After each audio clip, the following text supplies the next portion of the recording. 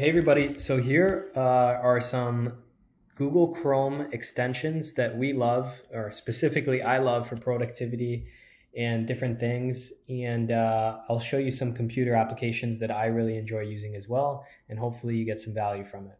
So Google Chrome is great because it is so customizable. You can add all of these extensions, which you can kind of house them up here, the ones you want to easily access, or you can, access all of the ones you have downloaded here. So I'll just start walking you through everything I have installed one by one. So this first one is called Inbox When Ready. And the way that this works is you can, fiddle around with the settings and stuff, but you can essentially have this setting on so that you only see your inbox when you're ready. So if you've ever had to, jump into your email for something quickly, maybe to search for something, but then you got distracted by all the emails you have waiting for you, and the next thing you know, you spent like an hour in your email.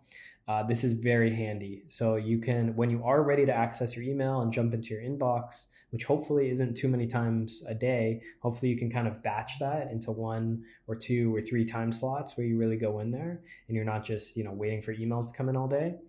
You just click show inbox, right? Then you can see all the emails you have in there. When you're done, you can hide it. You can set up all kinds of other settings. You can see the stuff here. Want to spend less time on your inbox, and you can set up time budgets and all that. So you can fiddle around with the settings, but highly recommended. You'll also notice my Gmail looks a little weird right now, probably compared to yours, and that's because of this other extension called Simplify Gmail. So these are all the settings that I have turned on to basically make Gmail much more minimalist, much less distracting, and much less going on, so you can just focus on what really matters. You can get in, do your emails and get out. So I really like that, and you can play around with the settings. I'll just show you here. We'll go one by one. So I have all these ad blockers installed. These are great for, if you're ever looking up an article or something, or just kind of browsing the web. These will block a lot of the ads that come up. You probably only need one of these two right here. But I have all 3 installed because I hate ads that much. So then another thing I have is called Extensity. And what this does is, sometimes you'll go to view an article and they won't allow you to access the information on the web page because the website recognizes you have ad blockers on, and that website obviously wants the advertising money. They're monetizing your attention.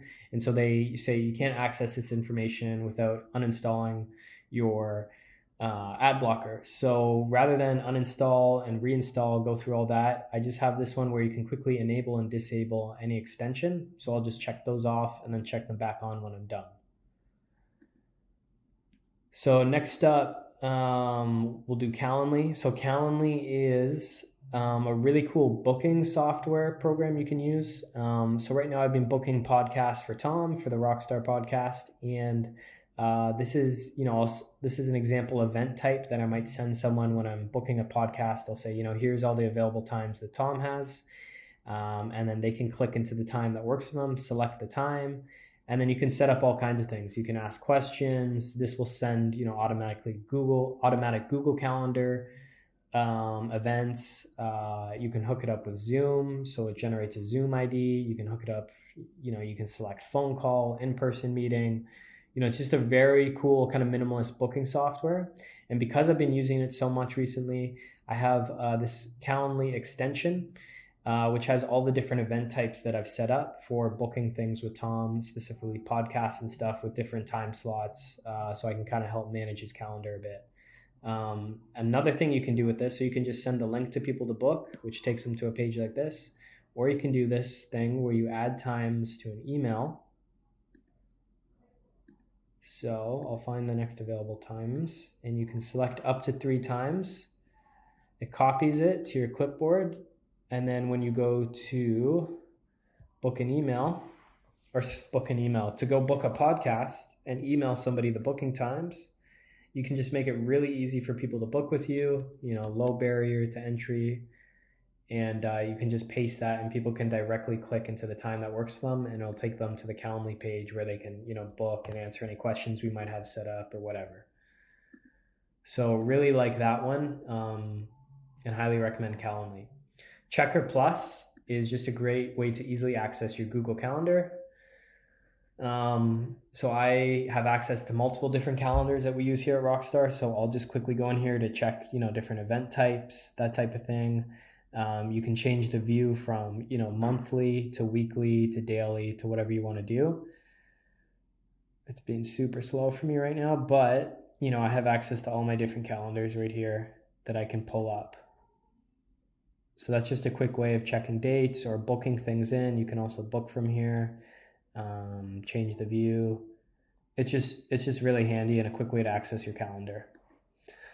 Next up, Grammarly. So I'll show you how Grammarly works. Grammarly is probably, a top 3 one, because no matter where you're typing on the internet, it will correct your spelling mistakes.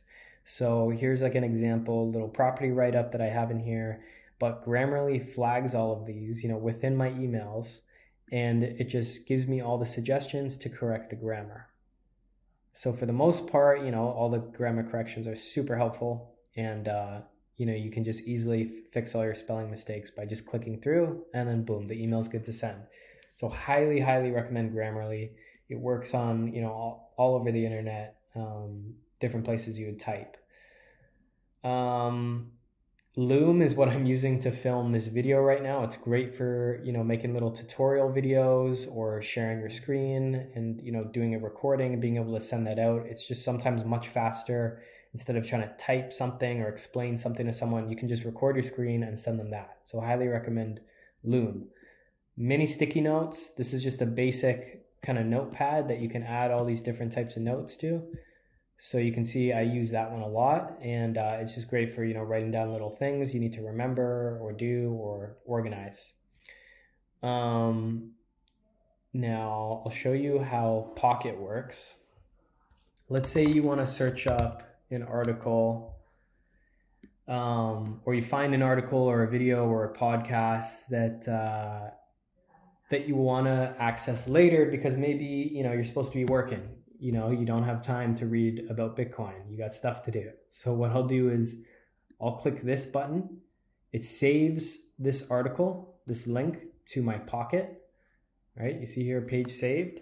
And then what I can do is I have the Pocket app on my phone, so I can read this article later when I pull it up on my phone, or I can access it from my browser, or my computer as well. I have a desktop Pocket app downloaded. And I'll just save all types of information that I don't have time for or is distracting in the moment, and I can access it later.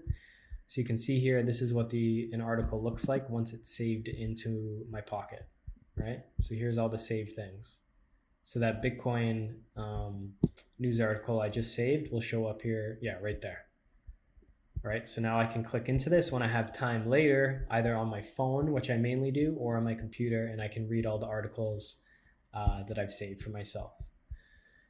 Now you see here my new tab. It looks pretty cool. It's got a nice, a good quote and the nice photo and stuff. This is an extension called Momentum. I just kind of like it. It's just clean and minimalist, which I really like.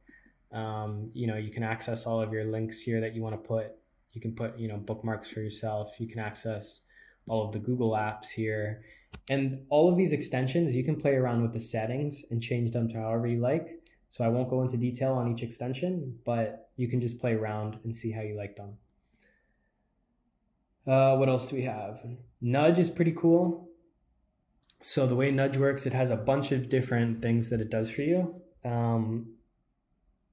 You can see all these settings. So Hider is cool. I'll show you how that works. It hides the addictive sections of websites like YouTube and Facebook, maybe Twitter.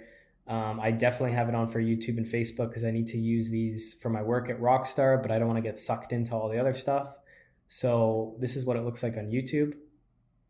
If you go to YouTube, it's all blacked out. You can only see the videos if you want to. You can just click there and all the videos will come down, right? Like let's say I want to watch a video. And then when you click into a video, it won't play a next video automatically. It's just the one video that I came there to watch. All of this stuff is blocked. Other recommended videos that will take me down a YouTube rabbit hole, those are blocked. Comments are blocked. So you can change, what you want to see and stuff. And Facebook is the same way. if you go to my Facebook, it doesn't look like most people's Facebook. So it's, you know, the news feed is completely blocked off because everyone who has Facebook ever, you know, or any social media knows the news feed will just suck you in. You know, you can lose hours of your life to just random posts that aren't really serving you. So you can customize what you want to see, you know, what menus you want to see. You can do all that stuff with Nudge. And it's got a bunch of other features. I don't use everything, but I do use, I guess I use about half of them. But you can play around with that. So that's great. I think that's about it. Did I cover everything? Xtab. So Xtab is great. If you're like me and you will just have 100 tabs up because, you know, you click into different interesting things and stuff, or you're doing a project, you need a bunch of tabs up, you know, that's fine. But I think, you know, everyone hits a certain limit where it just becomes unproductive to have so many tabs open and you never really get to them anyways. So what I've done is I've limited myself to only 8 tabs open at a time. So if I try opening up more than 8 tabs, which is what I have now, the one that I last used, the tab that I last used will close down. So you can see every time I open up a new tab, some of these tabs are closing. So I can only have 8 open at a time. So that's just a great way of kind of limiting the excess and limiting yourself from opening up 5 million tabs. I think that's pretty much it. That's the main ones. And I'll just quickly show you a couple more things that I like. This Hemingway Editor, I purchased this. It was like $20, but you can just go typing Hemingway Editor and you can do this. It looks the exact same. It's all the same functionalities. It's just on your browser. But what this is it just helps you simplify your writing. So Ernest Hemingway, the famous author, was known for his simple writing. You know, simple as in easy to read and a very low reading level. You know, so you can see here, this shows the readability of this is a grade 8. And then it flags the sentences that are kind of tough to read. And I'll just show you an example. So this first sentence, I could just fix it by, you know, maybe putting a period.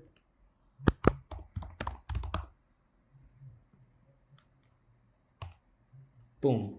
And you can see the grade already went down to 7. So if I just fix these sentences up as well, it would help. And it helps you kind of just clean up your writing and cut down a lot of the fluff and just helps you get to the point with your writing and stuff. So I use this to write for pretty much everything. So I just wanted to throw that in the video as well.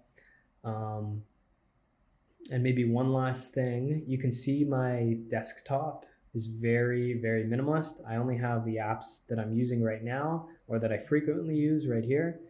Everything else is kind of hidden, and I can just access it by doing a search for any apps.